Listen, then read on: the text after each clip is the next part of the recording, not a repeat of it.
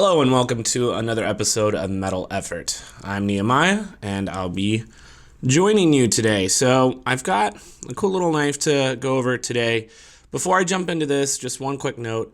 I haven't mentioned it in my videos. I haven't been putting it in the descriptions or anything like that, but all my videos are in 4K. And the reason that I feel like I need to mention that, if you're on a Mac and you're using Safari, they've removed the compatibility with 4K video. So if you download Chrome, get Firefox, something along those lines, and then you'll be able to switch this to 4K if you'd so please. Be able to see the knives in all their glory. It takes like 4 hours to upload each video, but I want to do it so the quality is there. It's always a battle between my camera overheating once you get to 30 minutes of 4K video. The guy's ready to take a nap. So let's talk about this knife. What is this knife? This is the Andres, plural, the A2A4. Really cool blade here. I've got a lot to say about this knife. Before I dive into that, just a quick word about the Andres. So you've got Andre Thornburn. He makes the blade and the action, like the bearings and stuff. Andre Van Heerden makes the clip and the handles, the scales. So it's collaboration. They're both from South Africa. I've been eyeing their knives for a while now, and a good knife swap came to me, and I'm glad that I was able to take a look at this knife. So I'm gonna do a full dent review, the decent, the excellent, the negative, and the terrible, but I'll tell you right now, there's going to be a follow-up video, and I'll explain why later. But let's get right into size comparisons. I've got the Para 3. I've got the Para 2. This is a 3.25-inch blade. This is 3. This is 3.44. So that kind of gives you an idea of the size. I also have my little busker right here to give you an idea of just where it fits in size. It's a much smaller knife in person.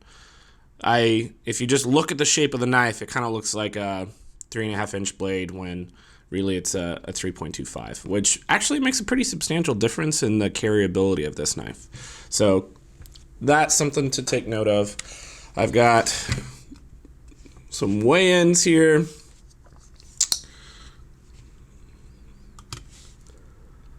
Ooh, yeah. Right on the less than an inch, which is perfect. This is a very lightweight knife. I'm super happy about that. In fact, the carbon fiber scales go a long way there. So first thing I want to talk about officially in the decent is the blade length. I made a video a little while ago kind of talking about what I would do to the Para 3 to make it the perfect knife, and part of it includes removing this lanyard hole and then making the blade on this a 3.25 inch, which is my personal favorite length. I've got ink all over my fingers. Didn't take the time to get that off. I just noticed that now. The ergos on this guy, with one exception, are awesome. So like in the left hand, this is the perfect knife. Your hand wants to squeeze up right onto that clip. Feels great. You've got the contoured fingers, which makes sense, and your fingers go right there. It's really well thought out in terms of ergos. I've got that medium-sized hand. My pinky gets on there, no problem. It doesn't feel awkward. It has a spot to sit. So that's decent. I love that quite a lot. The flipper. So this is my first like quality flipper. We're not counting the deviation here. It's not quality. But this is my first quality one, and boy, I tell you, it is fun to deploy this knife. So I've got a little bit of jimping here that ends up being like the perfect amount of jimping in just the right spot. It's not overdone. So what this allows you to do is, if you want to do the light switch kind of action, works no problem. But if you're more of the push button type, you can push in and it still works just as well. It's it's really a joy to deploy this knife. Really, really fun. The next thing I want to talk about is the steel. Steel on this is the Bowler N690. A lot of those South African knife makers use that. I don't know if it's just they have a good supplier. It's just kind of their thing, but they are using more and more M390. This isn't as good as M390, but it's still good to go. It's fine. For this kind of price, you would expect something a little bit more these days, but I'll give it a pass. Definitely much worse steels out there. The clip, now there's one very specific part of the clip that I'm saying is decent here. It curves to the side. So for a right-hander, like myself, it kind of sits in your pocket and then it hugs the side of the pocket that, all your stuff is in here. So what that means is that the pocket pecker doesn't really peck too much. It's so off to the side that you still have lots of room over here and you feel like this isn't too bad. And just given the fact that this is rounded, it's not too bad. I wouldn't put something really valuable and scratchable in the same pocket because this can still get at it. But for the most part, as far as like your hand getting by, it is totally good to go on the angle of the knife itself and the clip. I appreciate that. So another kind of aspect about this particular knife that I like is just how at first glance, it just looks like a normal knife. If there's a non-knife person, it doesn't look like I'm trying too hard. It's low key, and then you get close and you start to notice all those details. So that's a good segue into our excellent. The first excellent thing is the fit and finish on this knife. So you notice the back spacer here. It's just a solid chunk here. It is fitted perfectly. There is not a single gap anywhere on this sucker. It is perfection. Got the blue ano here. Is just really well done. It's almost like a dark purple or dark bluish purple. The lines here are just fantastic. Everything is like perfectly placed, lines up. The jimping is perfectly well done. Those perfect little tiny squares that don't hurt your finger but are still there for some griptitude. I have not personally had the pleasure of handling anything this well put together on the fit and finish. Really, really, really excellent. The only thing that I can really complain about, I'll mention in the negative, but for pretty much everything else, it is perfect. Chamfering is on point. The blade finish, the swedges are equal on both sides. This has definitely seen some use. That's not actual. Well, maybe it is. Yeah. But this did not come to me new. This was definitely a knife trade. There's some scratches and stuff here, but not the knife maker's fault.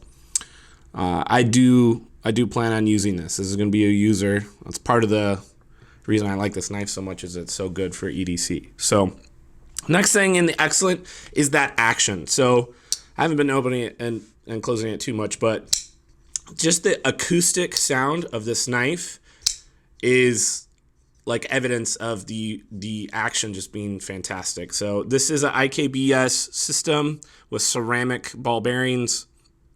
There are two sets of 18 ball bearings on each side. So zero blade play, but you still have that smooth drop shutty action, which is awesome. Not the finger guillotine that some are, like the Grimsmo Norseman's, but to be honest, I prefer this. This is like low key, where it just, that hydraulic close, it's quick enough that if you need to put it away quick, you can just give it a shove and it's super, super smooth. But if you want to let gravity do its thing, you can. So basically perfect. I have nothing to say negatively about the action at all. It's really, really satisfying to open this knife. As you can see, it's hard for me to stop doing it. Next is this carbon fiber. This is something I've noticed on Andre Thorburns knives in general, but they've got this lightning strike thing down. Those Guys down in South Africa are doing some really cool stuff. So you've got like the blue and the black twilled together, and then there's these little marks of this copper. This is literal copper, little strands of it. You can see on the end of it, there's a big chunk of copper right there. And so when they mill it out, this definitely has a lot more milling than, Andre Thorburn by himself. This is definitely kind of a trademark of the collaboration between the two of them, where it really kind of highlights the just cool factor of this CF. So Lightning Strike CF with blue and copper. What this does is it gives it that like practicality of the weight. You saw it's just barely over 3 ounces. The comfort of it is fantastic. And then it's not something you would notice until you get close, and then you can start to appreciate the detail that went into this knife, both in the fit and finish and just this really subtle yet unique look with the carbon fiber, the Lightning Strike. Really awesome. Next thing is just the general like carryability of this knife. It's so small in the pocket. It's really honestly like you compare it to like my Busker. It's much thinner than the Busker as far as like getting your hand by. You do have the flipper kind of out here. So if I'm measuring like the thickest part of this knife to that flipper, it's still thinner. So in the pocket, I carried this all day today, and it was a delight. It's so light, it disappears in the pocket. You've got a full 3.25 inch blade that's extremely practical. It's a good shape, and it's good to go. And so it's really striking a chord with me, if you guys can't tell. Now, it's not all sunshine and roses. We've got a couple negative things to talk about. So first, the action on this IKBS ceramic system is fantastic, but it does get some gunk. I took the knife apart to clean it out, and it was pretty gunky in there. It's not a problem. I can clean it out, but you have to be really careful. The balls go everywhere if you're not careful. And then like you need tweezers or something to put them back in. They're not caged ball bearings. They are loose. And so it's just a pain in the neck. It's going to take you probably 2 or 3 times longer to clean this knife than your average like bronze washer knives. So a little bit more in the maintenance, especially if you're like me and you're going to actually carry the knife. So, you get fantastic action is the benefit of that, but it doesn't come without a cost. Next, the detent ball. So the detent on this I haven't really talked about, but the detent is like perfect. Just enough, not too much, gives it that thwack. But when you close the knife and you have the detent holding the knife in, which it does very, very well, it's kind of on the show part of the blade. So when I open the blade and I flip it over, you can see there's some wear on the finish of the blade that you can see. That's just from the liner lock kind of connecting there, keeping the knife closed. If I'm going to use it as much as I'm planning on, it's not going to get any better, that's for sure. So another thing to kind of take note of and just be aware of. Next is the logo. So it's just A squared. You would think it'd be kind of hard to like mess this up, but I don't know if it was just the wear that this knife is getting, but it's definitely wearing out in the corner there. The other thing is it's not aligned to anything. Like if you have the knife like straight, it's at an angle. It's not the same angle as the blade. It's not the same angle as the top. So what is this line to? I don't know if that's an accident or if they're doing that on purpose or I'm just missing something here, but I don't know. I feel like I'd rather have this on the mirror finish or something and have it squared up to the knife on any angle. Not a huge thing. You've got this giant IKBS, which I'm sure has to be there, but I don't know. You could be more subtle with this and then put the blade steel type somewhere, if you want to stick it somewhere clever that maybe you have to look for, but unless you just know, you would have no way to discover that this is N690 steel. So those are small quibbles, but something I want to mention. The next thing is the slight recurve on this blade. Now, at first glance, if you're just like looking at the blade, you might think it's just got flat here and then goes up to the belly. It doesn't. It is a slight recurve. I'm a little torn by this because it's going to be difficult, I feel, for me to do a proper job on this. And I've invested a lot of money in, all the sharpening hardware. I'm doing freehand. I don't know, I think this is difficult whether you have a system like a Wicked Edge type system or if you're doing, just not ceramic, but water stones like I am, as well as the diamond plated ones. But this is going to be hard to do, and it's extremely thin behind the edge, which I'm fine with. I like this is a very slicey blade. I'm just terrified of when I'm going to have to sharpen this sucker because of that slight recurve. Like, honestly, like if I just ignore the curve, eventually it would be straight. I don't want to do that for obvious reasons. So, and then I mentioned that the N690 is okay.